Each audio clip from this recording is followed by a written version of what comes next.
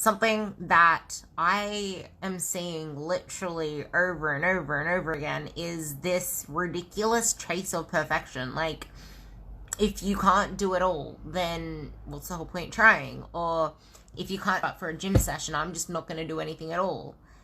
Going for a walk is doing something when the alternative is doing nothing.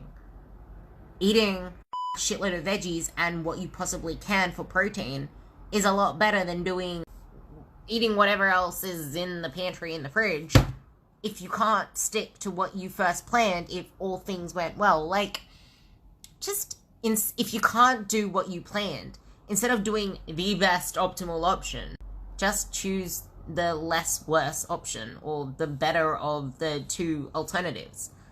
Because if you can't shit through the chaos, then you're never going to stay on track, because life is chaos. And those people that struggle with the most are those people that put themselves on a timeline or focus solely on their body image, which is why I shared those wins. Because if you're only focusing on body image, the number on the scale, and all these metrics, instead of focusing on how you feel and what you can possibly accomplish with your body in getting stronger, and the things you can add to your life and how free you will feel if you're not so controlled by food, then you will continue to be controlled by food, continue to struggle in social settings, and have the guilt around a freaking piece of bread.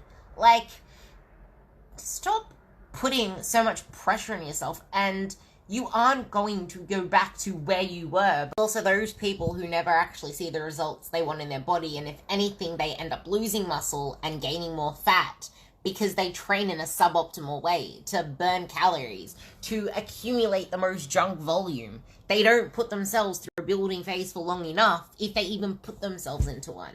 And the thing is, you don't need that much of a calorie surplus to build muscle. You can build at the higher end of maintenance. It'll take a longer process, and you'll have to actually really stop focusing on body image then, because you're not really going to see that much change. But you're the only one stopping yourself there.